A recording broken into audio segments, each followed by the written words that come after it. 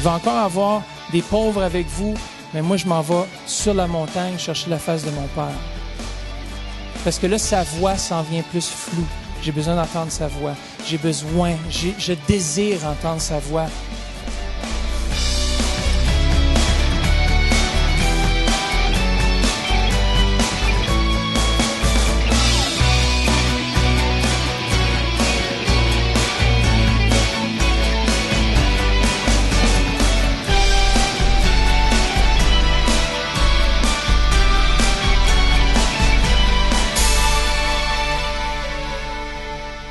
Jean 6, 44, la première partie du verset. « Personne ne peut venir à moi, à moins que le Père qui m'a envoyé ne l'attire. » Moi, Pasteur Mathieu ou Mathieu Turpin, je n'ai pas approché Dieu en premier, c'est lui qui est venu me voir. Il m'a dit, ça fait longtemps que je t'attends. Viens à moi. Viens à moi, change ta vie. Tourne-toi de ton péché. Change ta façon de penser. Puis c'est ça qu'il a fait. Puis il continue plus loin dans ce même passage, il continue, il disait, « Je suis le pain de vie. » On doit manger son corps et boire son sang. Comment est-ce qu'on fait ça? Par la foi. Puis vous savez, les religieux n'aiment pas entendre ce que je vais vous partager ce matin. Vous savez-vous pourquoi? Parce que le religieux, lui, c'est tout par la forme. L'apparence. C'est pour ça que ce matin, je lis tous les démons religieux dans cette place, puis ils sont soumis à l'autorité de Christ maintenant, dans le nom de Jésus. Parce que là où est l'Esprit de Dieu, là est la liberté. La liberté de vouloir le suivre et la liberté de vouloir chercher sa face. Personne ne peut venir. Vous savez quoi? Il a tellement offensé, un petit peu plus loin, si vous lisez ce chapitre-là dans Jean, Jésus a tellement offensé les gens que même les disciples l'ont quitté. Certains des disciples l'ont quitté, pas les 12, mais certains des disciples qui le suivaient, ils l'ont quitté. Vous savez qu'est-ce qu'a fait Jésus? Il était tellement sûr avec sa relation avec Dieu, il savait où est-ce qu'il s'en allait, puis il n'était pas pour laisser l'homme contrôler ce que Dieu voulait faire. Il s'est tourné vers ses disciples, ce moment-là, j'aime bien, puis il a dit, « Vous, est-ce que vous voulez aller avec eux aussi? » Les disciples lui ont dit, « Jésus, on ne peut pas aller nulle part sans toi. » Est-ce qu'on a cette assurance en Jésus?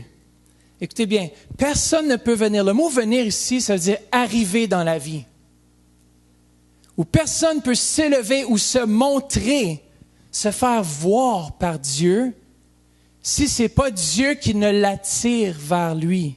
Attirer veut dire tirer, traîner. Attirer par un pouvoir intérieur. Ça, c'est la racine du mot, veut même dire prendre pour soi. Préférer, choisir ou aimer. Personne ne peut se faire voir par Dieu si ce n'est pas Dieu qui a choisi en premier d'aller vous chercher puis de vous aimer. Comment? Moi, je pense que c'est super bon, ça. Il veut vous prendre pour lui-même. Complètement. Je réalise davantage que je ne peux pas plaire à Dieu ou même me rapprocher de lui sans qu'il ne le désire. Vous savez, c'est l'Esprit Saint qui crée en nous le désir et le vouloir. Si on essaie par notre propre force, c'est sûr qu'on va échouer. C'est sûr et certain.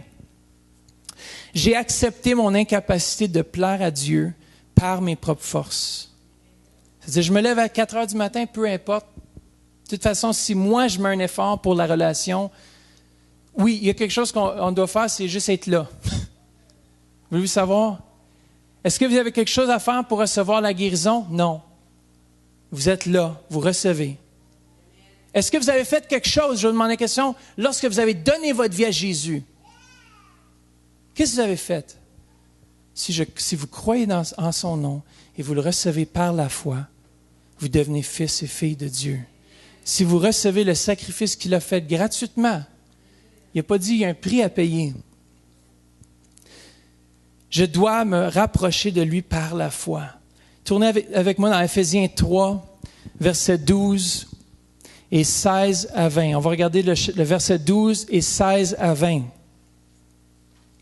Éphésiens 3, verset 12 et le verset 16 à 20. Vous allez voir que c'est une marche de foi. Le plus que j'essaie de me rapprocher de Dieu, le plus que je manque le coup. Mais le plus que je m'asseye, le matin, je prie comme ça. Je m'asseye le matin, je dis, Seigneur, merci que toi, tu es là. Parce que si tu n'es pas là, je m'ai levé pour rien. Souvent, on se lève ou on fait des choses sans lui. Moïse il a dit, je veux avoir ta présence partout avec moi, sinon je n'y vais pas. Ça va être la même chose dans nos vies. Père, est-ce que tu me demandes à faire cette chose? Même dans vos entreprises, même dans tout ce que vous entreprenez. Père, est-ce que tu demandes que je fasse cet ouvrage ou que je fasse cette tâche?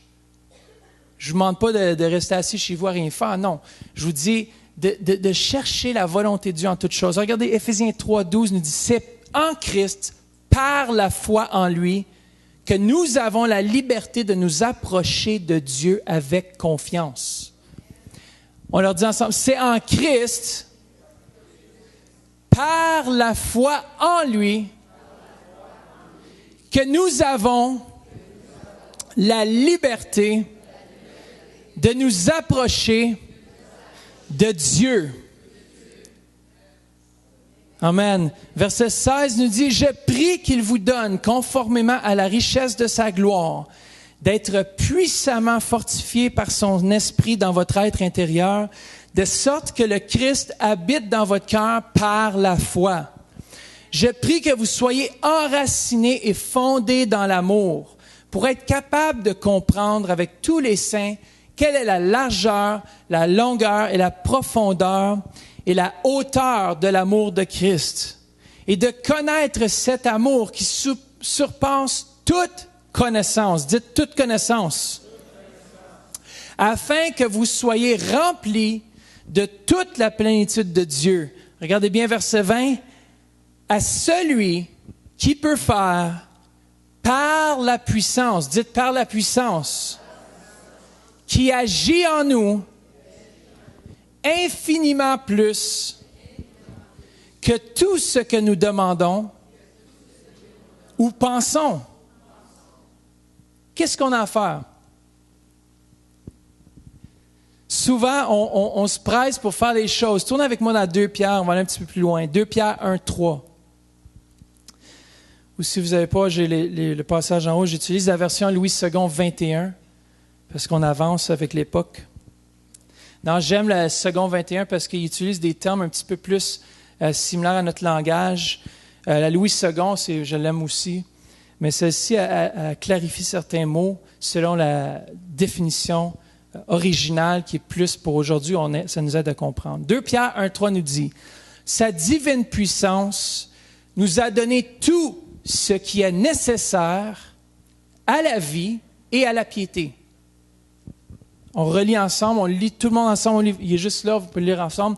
Sa divine puissance. Stop. Est-ce que c'est votre puissance?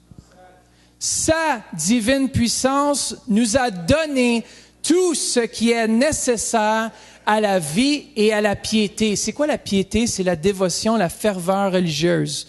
Un amour, une affection, une adoration. Sa puissance accomplit ces choses. En nous faisant connaître celui qui nous a appelés, quoi? Par sa propre gloire et par sa force. Merci Seigneur que tu m'as appelé pour être ici en ce moment. Est-ce que vous pouvez dire la même chose de vous-même? Vous êtes ici, ce n'est pas une erreur. Ce n'est pas une erreur. Vous savez quoi? Le contraire d'une relation, c'est la religion. Quand on perd cette notion de notre relation avec sa puissance, ou qu'on ne réalise pas notre incapacité de maintenir cette relation, on devient religieux. Regardez bien ça, je n'ai pas pris ça dans un livre, rien, c'est le Seigneur m'a parlé directement. La religion, si vous prenez des notes, écrivez ça. La religion, puis il fait Mathieu Turpin à côté, / Saint-Esprit. La religion c'est l'homme qui prend contrôle de sa relation avec Dieu.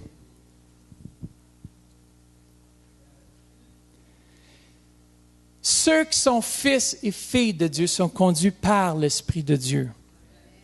Si vous êtes réellement fils et filles, si vous n'êtes pas conduits par la chair, mais par l'Esprit de Dieu, êtes-vous fils et filles de Dieu?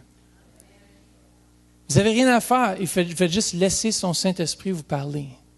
Ce matin, le Saint-Esprit va commencer à parler à des cœurs, puis il le fait déjà. Le juste vivra par la foi et la foi exige qu'on perde contrôle. Que dois-je faire? Devient la question du religieux. On se met des conditions pour se rendre vers Dieu, avec un sens d'obligation d'accomplir quelque chose. Vous savez qu'est-ce que Christ a dit? Lorsqu'il était sur la croix, il a dit « Tout est accompli ». Alors les exigences à ce moment-là de la loi ont été satisfaites en son sang. Hébreux 10, 19 nous dit « Nous avons, par le sang de Jésus, l'assurance d'un libre accès au sanctuaire. » Est-ce que ça dit un accès payant? Non, attends. Il faut monter sur nos genoux plein de marches pour pouvoir aller au sanctuaire? Comment est-ce qu'on rentre? Quelle est la marque? Quel est le ticket d'entrée dans sa présence? C'est son sang. C'est son sang. C'est ce qu'il a fait pour nous.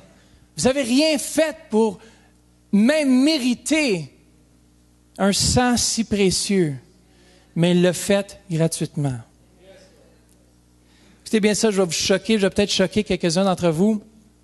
La prochaine fois que le diable vient vous accuser ou vous tenter, mettez-vous d'accord avec lui. Ah! Pasteur Matt, qu'est-ce que tu dis là? Écoutez-moi, mais je réexplique ce que je veux dire. Lorsqu'il vous dit que vous n'êtes pas capable, dites-lui, je reconnais que je suis incapable. C'est pour cela que je puis tout par celui, Christ, qui me fortifie. Je suis incapable, ça va le taire tout de suite. Lorsque Satan vient vous tenter, dans notre chair, frères et sœurs, on pourrait tomber. Et le plus qu'on réalise que oui, on peut tomber si on est tenté, le plus que notre relation, écoutez bien ça, devient une relation d'amour et non d'obligation. Le moins que tu réalises tes faiblesses en tant qu'enfant de Dieu, même si tu es un enfant de Dieu, il y a des faiblesses dans la chair. Tant et aussi longtemps qu'on va être ici, sur terre, dans cette chair, on va faire des erreurs. Puis si on ne réalise pas cela, on ne va pas aller plus loin. C'est vraiment la grâce de Dieu, ce don, cette grâce, cette faveur non méritée qui nous fait aller plus loin. Amen. Je crois vraiment même que la tentation de Jésus, il a utilisé la parole pendant qu'il était poussé au désert par l'Esprit, mais je pense que ce qui l'a maintenu, c'était sa relation avec Dieu le Père, avant toute chose. Sa relation avec Dieu, c'était plus important que tous les besoins de l'homme. Même il priait pour des foules, et Jésus dit, « Oh, les disciples, ça suffit. Il y a plein de malades encore, il va encore avoir des malades, il va encore avoir des pauvres avec vous, mais moi, je m'en vais sur la montagne chercher la face de mon Père. » Parce que là, sa voix s'en vient plus floue. J'ai besoin d'entendre sa voix. Je désire entendre sa voix. Et puis c'est comme ça que Jésus faisait les miracles. Au travers de la tentation, réalisez que le combat est spirituel et que vous ne pouvez pas gagner sans lui. On ne réalise jamais ça. Essaie de te battre avec un démon. Essaie de te battre avec un esprit mauvais. Les 7 fils de Sceva ont voulu essayer de le faire, dans la chair. Dans Actes 19, allez voir, ils se sont fait dénuder et battre. Vous savez, lorsqu'on perd nos pantalons, c'est quand on essaie de marcher sans la puissance de Dieu. Regardez, les 7 fils de Sceva, c'est biblique, Acte 19. On vous chasse dans le nom que Paul prêche. Aucune relation avec Dieu. Les démons savent. Vous savez que les démons ne sont pas stupides, hein? Les démons ont une volonté, je vais peut-être parler un jour de ça, une volonté, des émotions. Ils ont une intelligence. Puis ils veulent dominer l'homme. S'ils veulent, ils pourraient si on n'avait pas Christ en nous. Christ est mort sur la croix, il n'est pas mort en vain. Il est mort pour libérer l'homme de son péché. La puissance, il y a une différence entre le péché, frères et sœurs, ça ce sera un autre message, puis la puissance du péché. Mais Christ est venu nous libérer de la puissance du péché. Le péché n'est qu'un résultat d'une puissance qui fonctionne en arrière que vous ne voyez peut-être pas. Le péché, c'est un résultat, frères et sœurs. Allez lire Romains. Romains. Tous les premiers 10 chapitres de Romains, vous allez voir on parle de péché, puis on parle aussi de la puissance du péché. Et Christ est venu nous affranchir de la loi qui nous condamnait, qui nous amenait dans la misère. Puis il a dit, tout est accompli. Amen. On doit éliminer le moi pour permettre à Christ d'agir. Galates 2:20, tournez avec moi. Galates 2:20 à 21. Qu'est-ce qu'on fait avec la chair? On la crucifie. On la met de côté. On dit, Seigneur, de toute façon, ma chair, je peux pas te plaire. Je peux pas, Seigneur, même vivre une vie sans péché si tu viens pas m'aider. Écoutez, j'espère que ça va bien rentrer ce matin, le message. Parce que je sens vraiment que c'est essentiel si on veut vivre la liberté. Trop souvent, qui ici peut être honnête et dire souvent, on prie parce qu'on est obligé de prier? Soyez honnête, il n'y a pas aucune... Parfois, on se sent comme ça. Combien de fois est-ce qu'on fait les choses, on sait que c'est important d'aimer nos enfants, un exemple. Mais est-ce que ça devient une obligation? C'est là qu'on peut demander à Dieu, Saint-Esprit, aide-moi à aimer comme tu aimes. Vous savez qu'on ne peut même pas s'aimer entre nous, frères et sœurs, si ce n'est pas Dieu qui nous lie. On est son corps. Mais on ne pourrait même pas s'aimer si ce ne serait pas de Dieu, le Saint-Esprit, qui ne répand pas son amour dans nos cœurs. J'ai été crucifié avec Christ, et si je vis, ce n'est plus moi qui vis. C'est Christ qui vit en moi. Si je vis maintenant dans la chair, je vis dans la foi au Fils de Dieu, qui m'a aimé et qui s'est livré lui-même pour moi. Je ne rejette pas la grâce de Dieu, car si la justice s'obtient par la loi, Christ est donc mort en vain. Amen. Deuxième chose ce matin, je veux partager, c'est notre relation avec nous-mêmes. Est-ce que vous vous aimez? Est-ce que vous pouvez vous regarder dans le miroir et dire « Man, je suis beau. Man, je suis bien fait. » Écoutez, parfois, j'ai accepté que j'étais des fois maigre, puis je voulais avoir des plus gros mollets, tu sais, des jambes sportives un petit peu plus. Tu sais, tu mets des shorts de bain, là, puis tu te sens bien, là, tu sais. Mais j'ai accepté le fait que je ne suis pas un sportif. Je me maintiens en forme physique. Il y en a qui vont à l'extrême et disent « Mais je ne suis pas sportif, c'est que je ne fais rien, je reste en avant de la télé chez nous, puis that's it. » Mais je fais les sports, puis là, tu vois les gars, tu sais, qui sont comme, tu sais, au gym, tu sais, tu entends les caissons tomber, tout le gym, le sol tremble, tu dis, tabarnouche, je savais dire de l'eau, qu'est-ce qu'il portait, parce que... Mais moi, je sais que celui qui est en moi est capable, lui, de lever tout le centre de fitness. Lui, il porte le monde entier dans ses mains, frères et sœurs. Là, je peux me présenter devant le gars, je dis « Hey, attention, tu sais pas qui est en moi, hein? » Là, il a... « Ah, tu vas pas rire longtemps. » Amen. Notre relation avec nous-mêmes est étroitement liée avec la première. Si Dieu n'est pas réel pour nous, on ne va pas s'accepter puis on ne va pas s'aimer. Combien de fois on doit se voir comme Dieu nous voit, pas comme les autres nous voient. Par sa grâce, par sa force, par sa capacité, par son intervention, Je peux m'accepter tel que je suis. Merci, Papa, qu'aujourd'hui, tu m'as donné cette grâce de m'accepter tel que je suis. Puis je ne pourrai pas plaire à tout le monde. Vous savez, apparemment que dans une église, même si c'est la plus grosse, les meilleurs prédicateurs au monde, que dans une église, 30% des gens n'aimeront pas le pasteur. Faites pas partie de ces 30, s'il vous plaît. Parce que moi, je vous aime.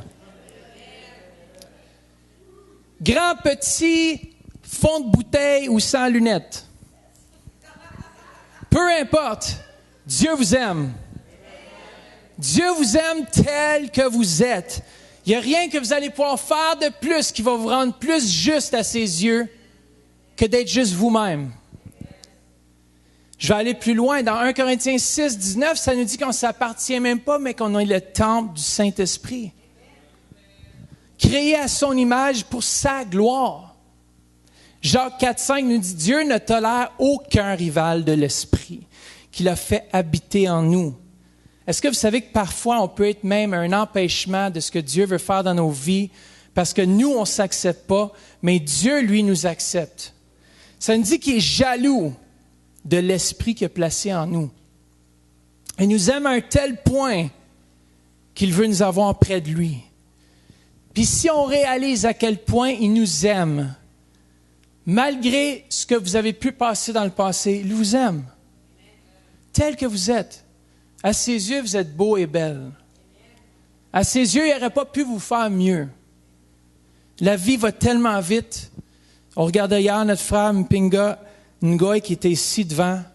Et la vie passe comme ça, frères et sœurs. Et j'entendais les beaux témoignages de la famille, les membres de la famille qui ont dit, on se souvient des bons moments qu'on a eus avec lui. On se souvient qu'il nous a fait sourire. Elle dit, vivez pas, j'ai trouvé ça touchant parce qu'il y a un des fils Ngoy, je pense que c'était James, disait, vivez pas avec de la rancune ou de l'amertume dans votre cœur. C'est tellement vrai. Trop souvent, on est trop dur avec soi-même. On est trop dur avec les autres. Vous savez quoi? On a besoin de cet amour de Dieu qui surpasse toute notre façon de comprendre, qui nous permet de nous aimer, qui permet d'aimer les autres. Proverbe 19.8 dit ceci, « Acquérir du bon sens, c'est s'aimer soi-même. Si Christ m'aime tel que je suis, je dois m'aligner avec ses pensées pour moi. Qu'est-ce qui vous empêche de vous aimer aujourd'hui? Faites un test, puis ça peut amener la guérison dans votre cœur. Rentrez à la maison ou le matin quand vous vous levez, regardez-vous dans le miroir, dites, man, Seigneur, tu n'aurais pas pu me faire plus beau, plus belle. Merci Seigneur, garde la beauté. Puis quand on regarde, vous savez quoi? Regardez Christ en vous. Parce que lui, il vieillit jamais. Il est la vérité et la vie. Il est la résurrection et la vie. Et si on vit pour lui, et chaque fois que je me regarde, je me dis, man, je suis un homme de Dieu. Puis je ne dis pas ça avec orgueil, parce que je connais ma place en Christ. Puis une fois que vous allez découvrir qui vous êtes réellement en lui, vous allez vous accepter tel que vous êtes. C'est tellement beau de pouvoir regarder dans le miroir et dire, man, je suis beau. Ou man, je suis belle. Je ne lâche pas de le dire à ma femme, tu es tellement belle. Demandez-y combien de fois par jour je demande. Merci d'être d'accord avec moi, merci. Mais demandez-y combien de fois je dis qu'elle est belle. À des points, à un moment donné, elle dit, arrête de le dire, je ne sais plus si c'est vrai. Les hommes, est-ce que vos femmes ont dit ça de vous dernièrement? Arrête de me dire je suis belle, arrête de dire tu m'aimes, là. C'est trop. Mais ça dit d'aimer vos femmes comme Christ a aimé l'Église.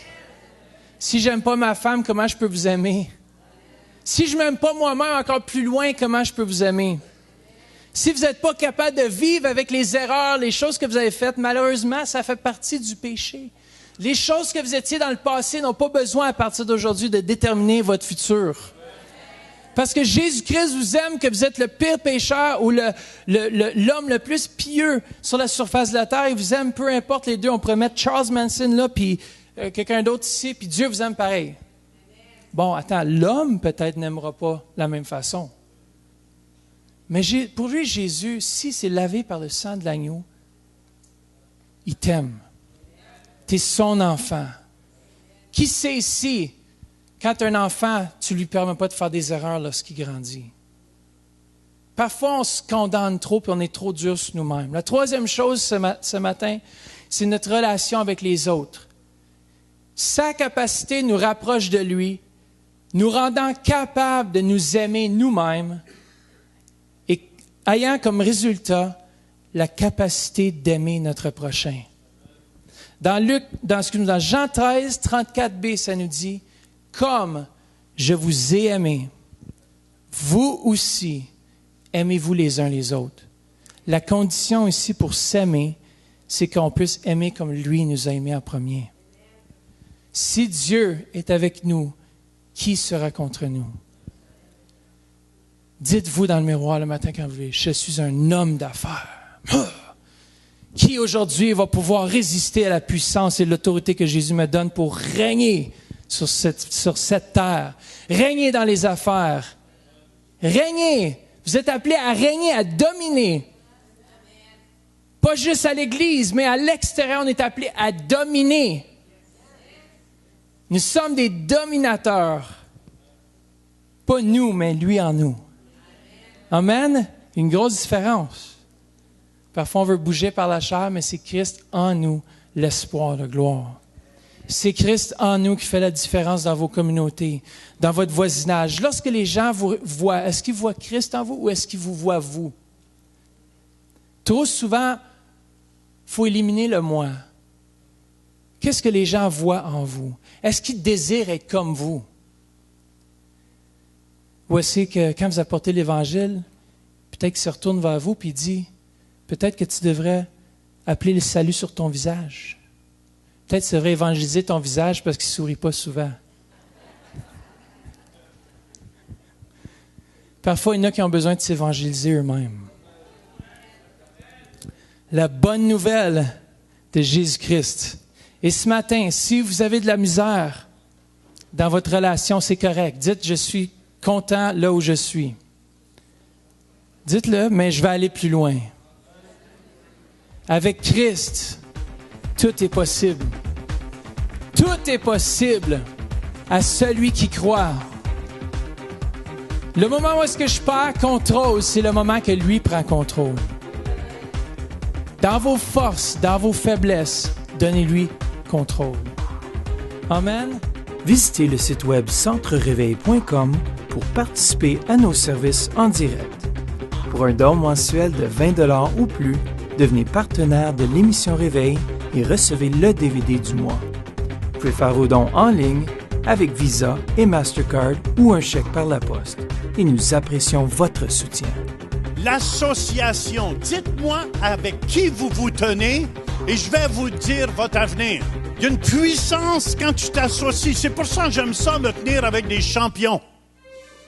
Hello, pas des champignons, des champions.